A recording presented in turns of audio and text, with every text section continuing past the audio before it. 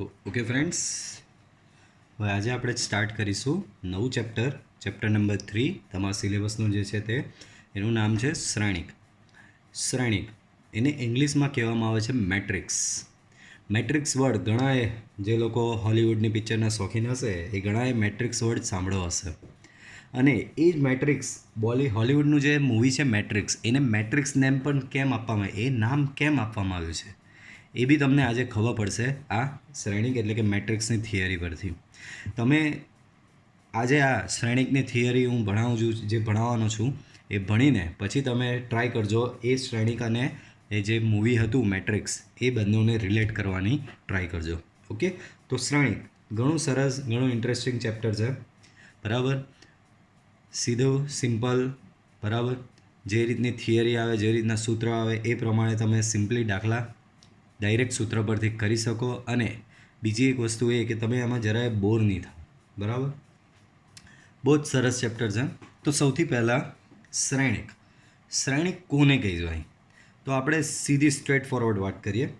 ધારો કે હું તમને એમ કહું કે મારી પાસે આ 12 નંબર, મારી પાસે અમુક નંબરો છે. લેટ્સ સે 5, 10, 25, 13, 20, 31, 40, 50. ઓકે, બરાબર, મારી પાસે આટલા નંબર છે. હવે આ નંબર મેં બોર્ડ પર લખ્યા અને તમને ક્લાસમાં બધાને કીધું કે તમે તમારી બુકમાં તમારી રીતે આ નંબરો લખો. આ નંબરોને કોઈ બી હિસાબે ગોઠવો. મેં શું કીધું? મેં તમને 8 નંબર આપ્યા અને તમારી પર છોડી દીધું. દરેક વિદ્યાર્થીને કીધું તમે બધા પોતપોતાની રીતે આ નંબરોને કોઈ બી રીતે ગોઠવો. તો કોઈક વિદ્યાર્થી લઈને આવશે કે સર આ નંબર મારે આવી રીતે ગોઠવવા છે: 5, 10, 25, 13, 20, 31, 40 અને 50. તો પહેલો વિદ્યાર્થી મારી પાસે લઈને આવ્યો આવો સ્ટ્રક્ચર. બીજો વિદ્યાર્થી, સર એકચ્યુઅલી મારે તો આવી રીતે લખવું છે.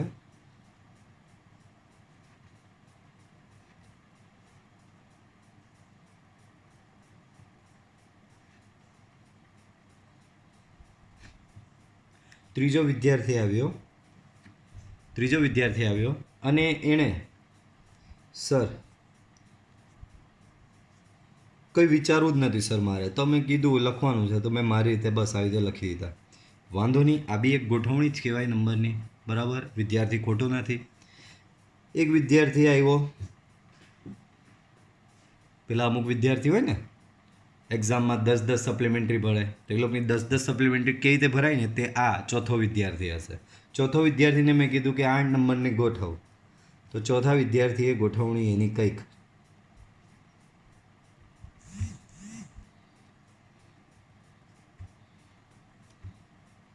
આવી રીતે કરી. હવે સમજી ગયા એની સપ્લિમેન્ટરી કેમ વધારે ભરાય? ઓકે, તો 4 વિદ્યાર્થીઓ આવ્યા, મેં 8 નંબર આપેલા હતા અને 4 વિદ્યાર્થીઓને કીધું કે તમે તમારી રીતે 8 નંબરને ગોઠવો. બરાબર, તો આ જે વિભિન્ન ગોઠવણીઓ, આ જે નંબરોની વિભિન્ન ગોઠવણીઓ તમારી સમક્ષ જે આવી છે એ ગોઠવણીને શું કહેવામાં આવે છે? શ્રેણિક, મેટ્રિક્સ કહેવામાં આવે છે. બરાબર, બીજું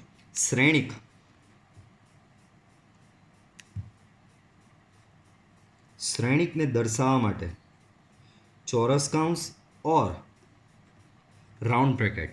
in English this square bracket and this is parenthesis. Okay, આને સ્ક્વેર બ્રેકેટ કહેવાશે અને પેરેન્થેસિસ કહેવાશે. તમારે એવું કંઈ યાદ નહીં રહી તો ચાલે, બટ આ ખાલી એક તમારા માઇન્ડમાં મેં એક સ્ટ્રોક લગાવ્યો કે ઇન ફ્યુચર આ વર્ડ આવે તો તમને કંઈ નવું લાગે નહીં. તો સ્ક્વેર બ્રેકેટ અથવા તો રાઉન્ડ બ્રેકેટ, તમે આને આ રીતે બી ઓળખો છો. તો શ્રેણિકને દર્શાવવા માટે આવા પ્રકારના સંકેતોનો ઉપયોગ થાય છે. તો કીધું સર આમાં ક્યાં આવો સંકેત આવ્યો? તો પહેલા વિદ્યાર્થીની જે ગોઠવણી આવી, આ ગોઠવણીની આજુબાજુ હું ખાલી આ રીતે સ્ક્વેર બ્રેકેટ મૂકી દઉં તો આ એક શ્રેણિક થઈ ગયો.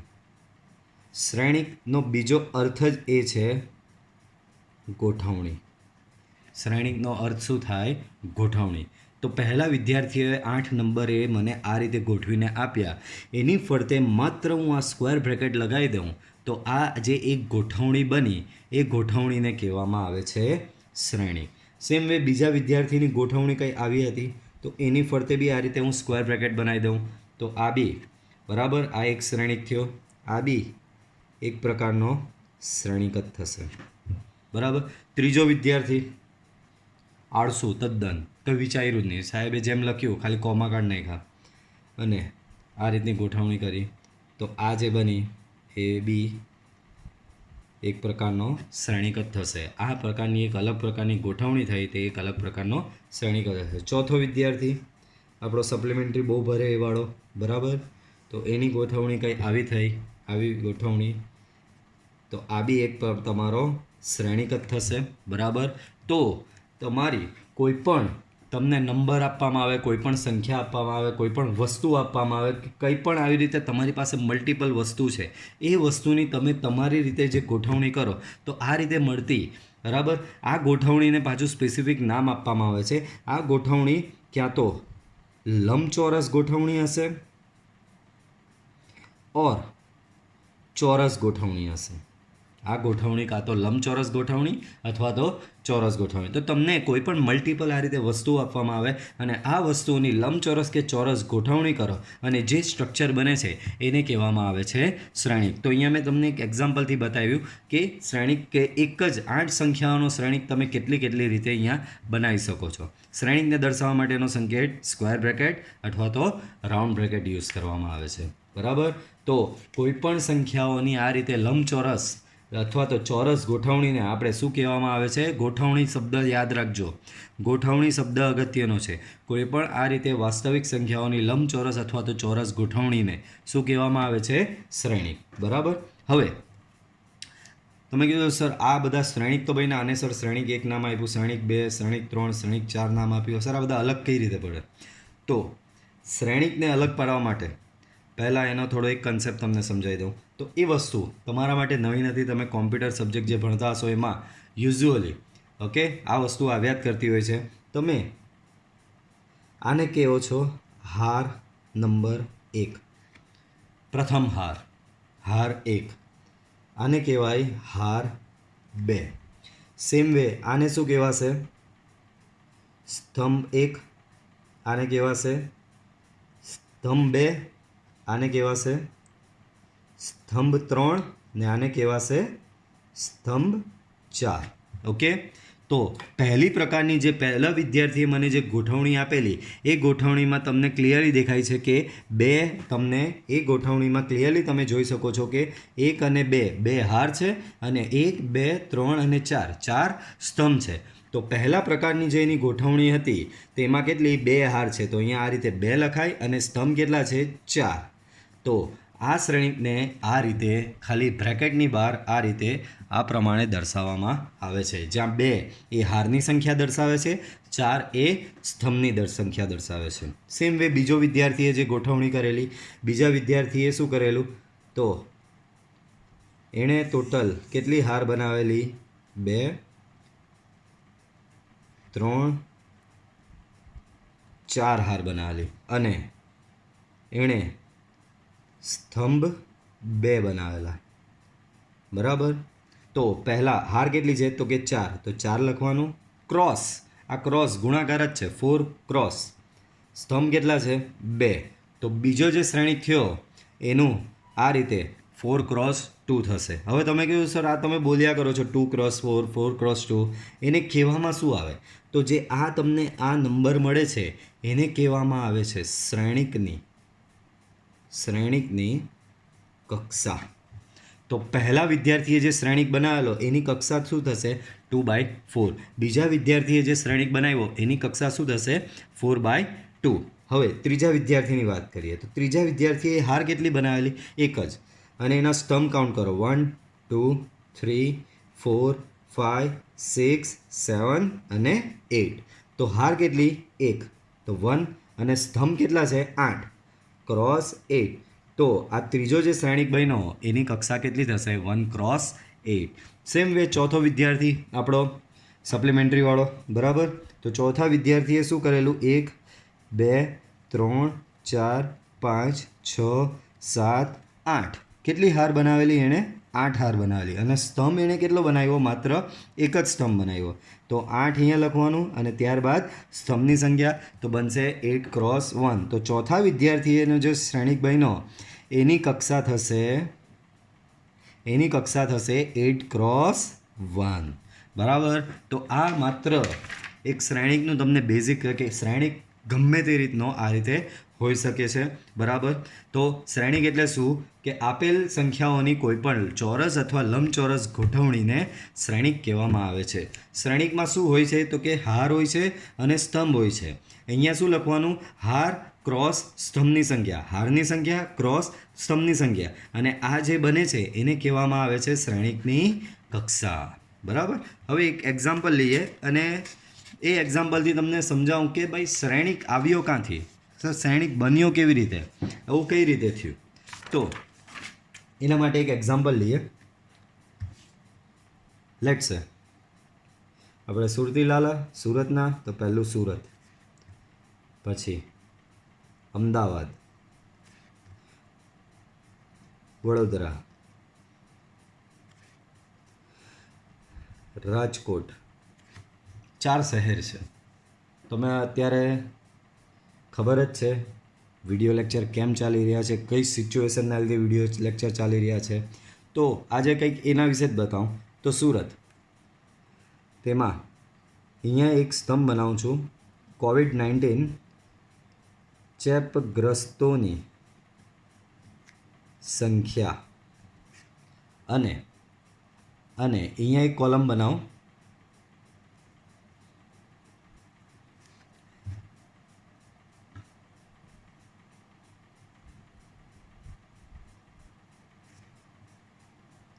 સુરત, અમદાવાદ, વડોદરા અને રાજકોટ એની COVID-19 કોરોનાના ચેપગ્રસ્તની સંખ્યા. ધારો કે માની લઈએ કે સુરતની 364, અમદાવાદ 1457, વડોદરા તો કે 189, રાજકોટ તો કે 40.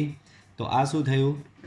COVID-19ના ચેપગ્રસ્તોની સંખ્યા થઈ આ બધી સિટીમાં, બરાબર.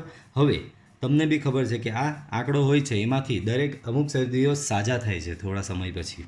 તો બીજી એક કોલમ બનાવો, સાજા થયેલ દર્દીઓ. તો માની લઈએ 364માંથી સુરતમાં 12 લોકો સાજા થયા, અમદાવાદમાં 89 સાજા થયા, વડોદરામાં 24 સાજા થયા, રાજકોટમાં 13 સાજા થયા. તો આ રીતનું કંઈક એક ટેબલ બને. હવે તમને એમ કહેવામાં આવ્યું કે આ ટેબલને શ્રેણિક સ્વરૂપે દર્શાવો. તો ક્લિયરલી તમારી પાસે ડેટા પરથી જ ખબર પડી જાય છે કે આ ડેટાને, આ તમારી પાસે જે ડેટા આવ્યો એને મારે શ્રેણિક સ્વરૂપે જો રજૂ કરવો હોય તો સિમ્પલી આ રીતે લખી દેવાનું. 364, 1457, 189, 40, 12, 89, 24 અને 13. અને શ્રેણિકનો સંકેત એને માત્ર આપી દઉં સ્ક્વેર બ્રેકેટ. પછી કાઉન્ટ કરી લો 1 2 3 અને 4, 4 હાર છે તો અહીંયા હારની સંખ્યા ક્રોસ 1 2, 2 સ્તંભ છે તો અહીંયા સ્તંભની સંખ્યા. તો આ શું બની ગયું? આ શ્રેણિકની કક્ષા બી બની ગઈ. તો આ રીતે રેન્ડમલી તમને કોઈ બી ડેટા આપેલો હોય તેને આ રીતે શ્રેણિક સ્વરૂપે લખી થાય છે. તમારી પાસે આ રીતે જ્યારે મલ્ટિપલ ડેટા ટેબલ સ્વરૂપે હોય તો એને શ્રેણિક સ્વરૂપે લખવામાં આવે છે. અહીંયા આ જ વસ્તુ અહીંયા પાછી રિપ્રેઝન્ટ કરું તો અહીંયા આવશે સુરત, અમદાવાદ,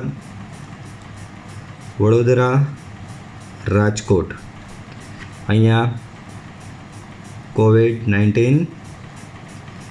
ચેપગ્રસ્તોની સંખ્યા અને અહીંયા સાજા થયેલની સંખ્યા, બરાબર. તો આ રીતે એક શ્રેણિક બને. કોઈક આવીને એમ કહે સર મારે આવું નહીં બનાવું, તો કંઈ વાંધો નહીં, તને તારી રીતે જે આવડતું હોય એવું બનાવ. તો કોઈકે આવ્યો, કોઈક મારી પાસે આવ્યો અને એ કહે કે આવું નહીં, ના આવું મજા જ નહીં આવી, જરાક પણ મજા નહીં આવી, બરાબર. તો કઈ રીતે બનાવવાનું? તો કંઈ નહીં, એ ભાઈ આવી રીતે બનાવી લાવ્યો 364, 1457 189 40 12 89 24 13 અને પછી એની ફરતે આ રીતે બ્રેકેટ મૂકી દો. તો આ ખોટો નથી, આ બી જેણે કોઈ બી બનાવ્યું હોય આ બી સાચું જ છે, માત્ર આ વસ્તુ ઉલટાઈ જશે. અહીંયા હવે આવી જશે ઉપરની સાઈડ પર સુરત, અમદાવાદ, વડોદરા અને રાજકોટ. જ્યારે આ બાજુ આવી જશે COVID-19 ચેપગ્રસ્તોની સંખ્યા અને અહીંયા આવશે સાજા થયેલની સંખ્યા. તો આનામાં થયું કે એવું 2 હાર થઈ અને કેટલા સ્તંભ થયા? 4 સ્તંભ થયા. તો આણે જે શ્રેણિક આણે જે ગોઠવણી કરી એ ગોઠવણીનું સ્વરૂપ 2/4 થયું, બરાબર. અને તો એની કક્ષા થશે, એના જે શ્રેણિક બનાવ્યો એની કક્ષા થશે 2/4, બરાબર. તો શ્રેણિક આ રીતે વ્યવહારમાં તમારી પાસે મલ્ટિપલ જ્યારે આવા ડેટા આવતા હોય તેને આ રીતે શ્રેણિક સ્વરૂપે રજૂ કરી શકાય. હવે બીજું વસ્તુ આમાં ધ્યાનથી જુઓ તો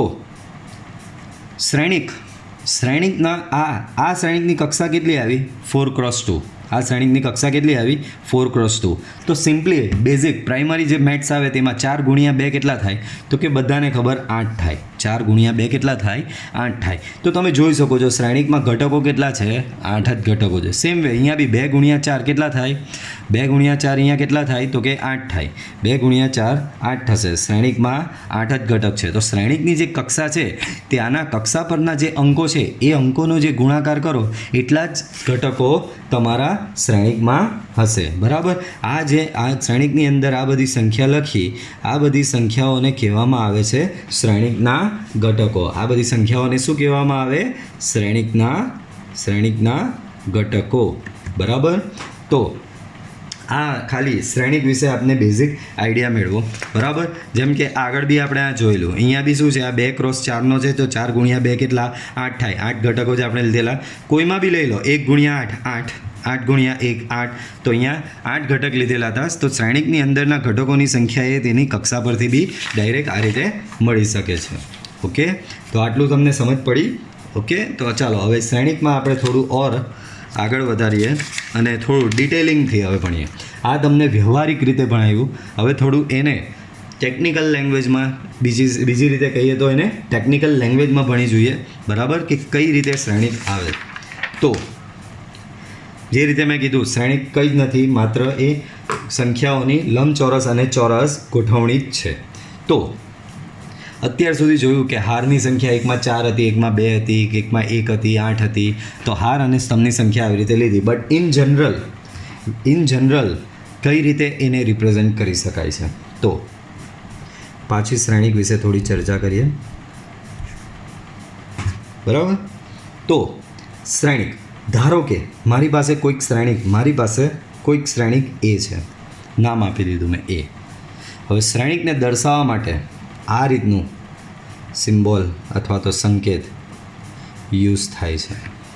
એ આપણે વ્યવહારિક રીતે દાખલામાં આપણે યુઝ કરીશું. આ આપણે વ્યવહારિક રીતનો સંકેત થયો અને આ એનો ટેકનિકલ સંકેત થયો. ટેકનિકલ એટલે જેના પરથી એ શ્રેણિક વિશે તમને અમુક અંદાજો, અમુક આઈડિયા મેળવી શકો છો. તો A બરાબર in the square bracket AIJ બાર બ્રેકેટની બહાર M×N. તો હવે અહીંયા છે શું આ બધું? તો અહીંયા M જે છે એ તો મેં પહેલાં કીધેલું, પહેલાં શું આવે? હારની સંખ્યા. તો M શું છે? અહીંયા તમારી હારની સંખ્યા.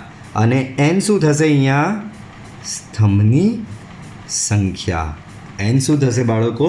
સ્તંભની સંખ્યા. ઓકે, ચલો હવે આ શ્રેણિક બનાવો કેવી રીતે? અત્યાર સુધી કેવું હતું સર? તો આપણે 2/4નો બનાવ્યો, 4/2નો બનાવ્યો, 1/8નો બનાવેલો, 8/1નો બનાવેલો. સર આ M/Nનો આવ્યો, સર આ કેવી રીતે બનાવે? તો કંઈ વાંધો નહીં.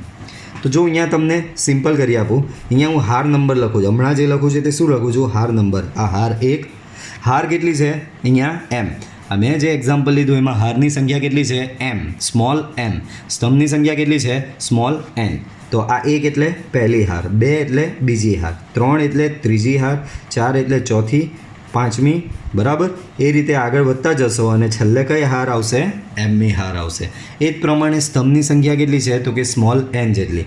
તો અહીંયા આ પહેલો સ્તંભ, બીજો સ્તંભ, ત્રીજો સ્તંભ, ચોથો સ્તંભ, પાંચમો સ્તંભ અને આ છેલ્લે આવશે એનમો સ્તંભ. બરાબર.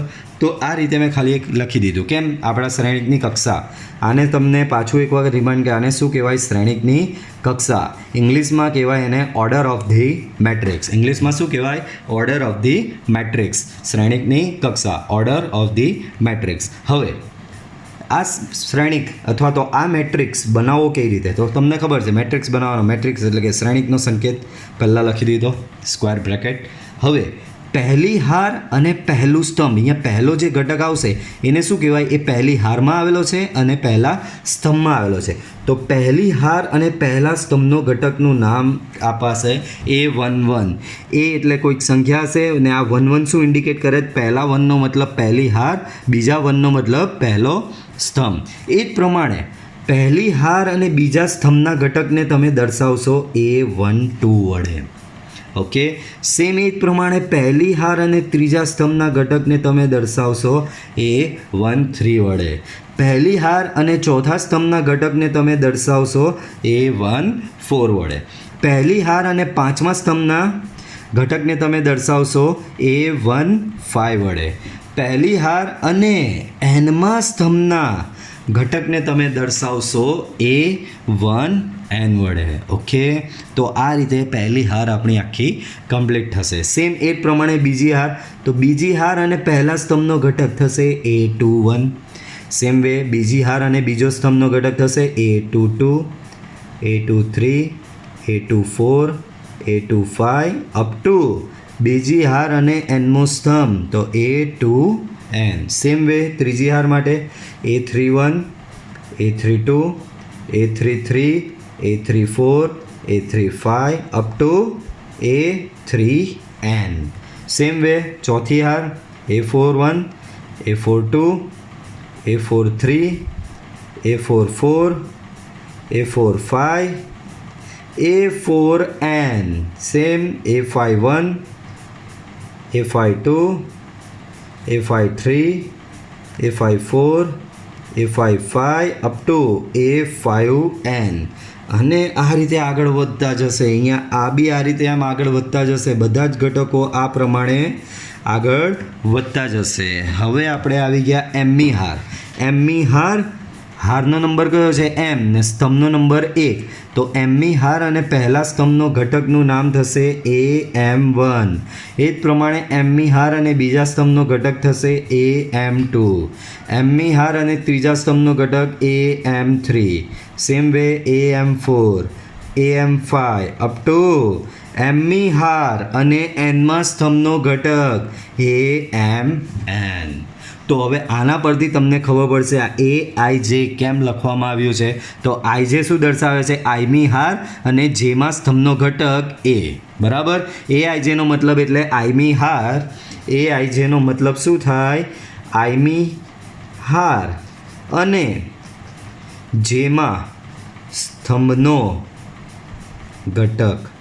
બરાબર. જેમ કે હું અહીંયા કોઈ બી રેન્ડમલી લઈ લઉં A54, તો A54નો મતલબ શું? પાંચમી હાર અને ચોથા સ્તંભનો ઘટક. બરાબર. આનો મતલબ આવું થશે. હવે બીજું આપણે પહેલાં જ ભણ્યા M શું દર્શાવે છે? હારની સંખ્યા.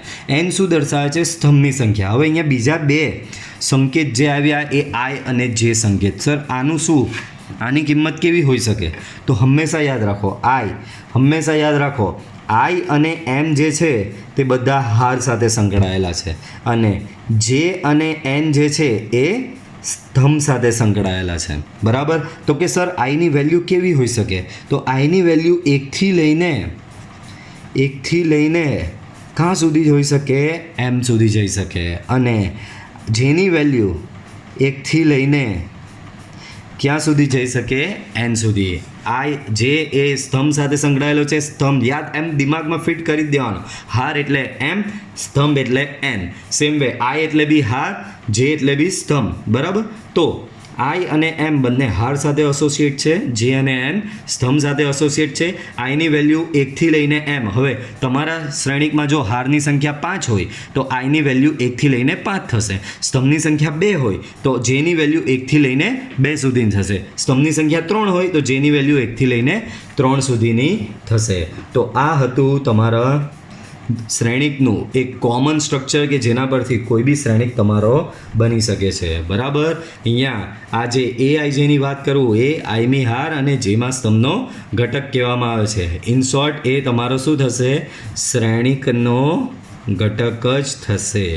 બરાબર. તો આટલું તમને બધાને હું એવું ધારું કે સમજ પડી હશે અત્યાર સુધી. બરાબર. હવે શ્રેણિક વિશે અમુક બહુ જ આઈએમપી મુદ્દાઓ છે. પહેલો મુદ્દો તો કે પહેલો મુદ્દો એમ કહે છે કે શ્રેણિકને કોઈ મૂલ્ય હોતું નથી, તે માત્ર ગોઠવણી જ છે. તો કે બાળકો શ્રેણિક તમે કોઈ બી દાખલો ગણો કે કંઈ બી કરો મેથ્સમાં તો છેલ્લે એક મૂલ્ય આપે છે તમને. હવે તમે એમ કહેજો સર આ એક શ્રેણિક છે, આ શ્રેણિકનું સર કિંમત શું? તો કે એની કોઈ કિંમત નથી. એ માત્ર ને માત્ર શું છે? ગોઠવણી જ છે. એક ગોઠવણ દર્શાવે છે. એની કોઈ એક ફિક્સ કિંમત આવતી નથી. તો શ્રેણિકને કોઈ મૂલ્ય હોતું નથી, તે માત્ર ને માત્ર શું છે? ગોઠવણી છે. તો શ્રેણિકને શું છે? એ માત્ર ને માત્ર ગોઠવણી છે, તેને કોઈ મૂલ્ય હોતું નથી. પછી શ્રેણિકને દર્શાવવા માટેનો સંકેત તો થોડી વાર પહેલાં જ આપણે ડિસ્કસ કર્યું. આ AIJ M ક્રોસ N, અથવા તો ટૂંકમાં લખવું હોય તો ખાલી AIJ આ રીતે સ્ક્વેર બ્રેકેટમાં લખો તો પણ ચાલશે. બરાબર. તો આ શું થશે? શ્રેણિકને દર્શાવવાનો સંકેત. ત્રીજું એ ઓલરેડી આપણે ડિસ્કસ કરેલું છે. M શું દર્શાવે છે? શ્રેણિકમાં હારની સંખ્યા દર્શાવે છે. N શું દર્શાવે છે? સ્તંભની સંખ્યા દર્શાવે છે. ચોથું શ્રેણિકમાં સર શ્રેણિકમાં આ આપણે શ્રેણિક અહીંયા ભણ્યા તો આની કક્ષા શું થશે? M cross N. કેમ? એમાં M હાર છે અને N સ્તંભ છે. તો આની અંદર હું તમને સવાલ કરું, મેં થોડી વાર પહેલાં આગળના પેજમાં સમજાવેલું કે સર શ્રેણિકમાં ઘટકો કેટલા હોય? તો જે કક્ષાના અંકો હોય એનો ગુણાકાર કરો એટલા જ ઘટક એ શ્રેણિકની અંદર હશે. તો આ શ્રેણિકના હારની સંખ્યા M છે, સ્તંભની સંખ્યા N છે. તો આ શ્રેણિકના કુલ ઘટકો કેટલા થશે? તો કુલ ઘટકો થશે M ઇન્ટુ N. ધારો કે અહીંયા મારી હારની સંખ્યા 3 છે અને સ્તંભની સંખ્યા 2 છે, તો શ્રેણિકના કુલ ઘટક 6 થશે. સેમ રીતે બીજું એક એક્ઝામ્પલ લઈએ કે ધારો કે એક શ્રેણિકની કક્ષા, શ્રેણિકનો ઓર્ડર 4/6 છે, તો આ શ્રેણિકના કુલ ઘટકો થશે 24. 6 મલ્ટીપ્લાય બાય 4. માની લઈએ કે કોઈ શ્રેણિકની કક્ષા 3/5 છે, તો આ શ્રેણિકના કુલ ઘટકો થશે 15. ઇન શોર્ટ શ્રેણિકના કુલ ઘટકો હશે M ઇન્ટુ N. બરાબર. પછી પાંચમો પોઈન્ટ, તો પાંચમો પોઈન્ટ બી ઓલરેડી આવી ગયો છે. પાંચમો પોઈન્ટ AIJ. AIJ એટલે કે આઈમી હાર અને જેમાં સ્તંભનો ઘટક. જ્યાં I અને જેને અનુગ તરીકે ઓળખવામાં આવે છે. I અને જેને શું ઓળખવામાં આવે છે? અનુગ તરીકે ઓળખવામાં આવે છે. તો આ હતું તમારા શ્રેણિકનું બેઝિક. હવે હું તમને થોડા એક એક્ઝામ્પલ આપીશ અને પછી આ વિડીયો એન્ડ કરીશ. તો શ્રેણિક કેવા હોઈ શકે? તો કે કોઈક શ્રેણિક આવો લઈ આવ્યો 2 3 5 1 2 -1. તો બાળકો આમાં તમે જોઈ શકો કેટલી હાર છે? 1 અને 2. સ્તંભ કેટલા છે? 1 2 અને 3. તો આ શ્રેણિકની કક્ષા કેટલી થશે? 2/3. કોઈક શ્રેણિક આવો બનાવી લાવ્યો, સર આવું છે મારી પાસે 2 1 -1 -3. તો આમાં 1 અને 2 હાર ને 2 સ્તંભ છે, તો આ શ્રેણિકની કક્ષા કેટલી થશે? 2/2. બરાબર.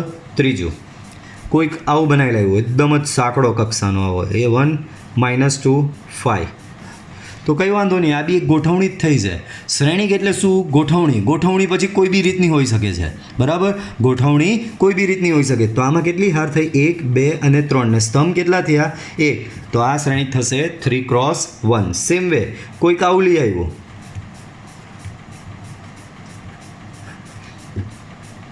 તો આમાં હાર કેટલી થઈ? 1 હાર થઈ અને 1 2 3 અને 4 સ્તંભ થયા, તો 1 હાર અને 4 સ્તંભ. તો આ શ્રેણિકની કક્ષા આવી થશે. કોઈક લઈ આવ્યું સર આવું, તો આ બી એક શ્રેણિક છે જેમાં 1 હાર છે અને 1 સ્તંભ છે, તો આ શ્રેણિક થશે 1x1. કોઈક આવું લઈ આવ્યું,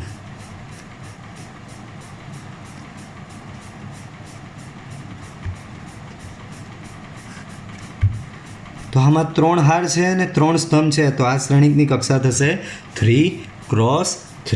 હવે આ જેટલા બી મેં ઉદાહરણ હમણાં આપ્યા એમાં તમે આની સામે જુઓ, પછી આની સામે જુઓ અને આની સામે જુઓ, તો આમાં તમે જાતે ઓબ્ઝર્વ કરો તો એવું માલુમ કરે છે કે આ 3 જે ઉદાહરણ છે એમાં હારની સંખ્યા અને સ્તંભની સંખ્યા સમાન છે. આમાં બી હારની સંખ્યા 2, સ્તંભની સંખ્યા 2, હાર અને સ્તંભની સંખ્યા સમાન છે. આમાં બી હારની સંખ્યા 1, સ્તંભની સંખ્યા 1, હાર અને સ્તંભની સંખ્યા સમાન છે. આમાં પણ હારની સંખ્યા 3, સ્તંભની સંખ્યા 3, હાર અને સ્તંભની સંખ્યા સમાન છે. તો આ પ્રકારના જે શ્રેણિક જેમાં હાર અને સ્તંભની સંખ્યા સમાન હોય એ બધા ચોરસ ગોઠવણી થશે. બરાબર, એ બધી ગોઠવણી આપણે મેં પહેલાં જ સ્ટાર્ટિંગમાં વાત કરી કે સંખ્યાઓની ચોરસ અથવા લંબચોરસ ગોઠવણી. તો આ પ્રકારની જે આ ગોઠવણી થઈ એ ગોઠવણી કેવી થશે? ચોરસ ગોઠવણીને. એ સિવાયની આપણે જે ભણ્યા, કઈ ભણ્યા? તો કે આ 1 નંબર, 3 નંબર, 4 નંબર. બરાબર, તો 1 અને 3 અને 4માં ચોરસ ગોઠવણી નથી, એટલે કે હારની સંખ્યા અને સ્તંભની સંખ્યા સમાન નથી. તો 1, 3 અને 4 ગોઠવણી એ કેવી ગોઠવણી થશે? લંબચોરસ ગોઠવણી થશે. બરાબર. ઇન શોર્ટ, શ્રેણિક એટલે સંખ્યાઓની ચોરસ અથવા લંબચોરસ ગોઠવણી. શ્રેણિકને કોઈ મૂલ્ય હોતું નથી. શ્રેણિકમાં શું હોય તો કે હાર હોય છે અને સ્તંભ હોય છે. હાર ઇન્ટુ સ્તંભ, હાર ક્રોસ સ્તંભ કરો એને કહેવામાં આવે શ્રેણિકની કક્ષા કહેવામાં આવે છે. દરેક શ્રેણિકમાં ઘટકો કેટલા હોય છે તો કે આ ગુણ્યા આ, અહીંયા 3 ને 3 છે, 3 હાર ને 3 સ્તંભ છે, તો આ શ્રેણિકના કુલ ઘટકો કેટલા હશે? 9. અહીંયા 1 ઇન્ટુ 1 એટલે આ શ્રેણિકના કુલ ઘટકો 1, તો એક જ ઘટક છે, તમે જોઈ શકો છો. 1 ઇન્ટુ 4 કેટલું થાય? 4, તો આ શ્રેણિકમાં 4 જ ઘટકો છે. 3 ગુણ્યા 1 તો કેટલું થાય? 3, તો આ શ્રેણિકમાં 3 જ ઘટકો છે. 2 ગુણ્યા 2 કેટલું થાય? તો કે 4, તો આ શ્રેણિકમાં 4 જ ઘટકો છે. 3 ગુણ્યા 2 ગુણ્યા 3 તો કેટલું થશે? 6, તો આ શ્રેણિકમાં 6 જ ઘટકો છે. તો શ્રેણિકમાં ઓલવેઝ ઘટકો કેટલા હોય છે? m ઇન્ટુ n જેટલા. ઓકે, તો આઈ હોપ કે આજે જે આ મેં તમને ભણાવ્યું એમાં તમને સમજ પડી હશે. બરાબર. નેક્સ્ટ લેક્ચરમાં આપણે આ જ વસ્તુને થોડું આગળ વધારીશું. Till then, good bye, stay home, stay safe.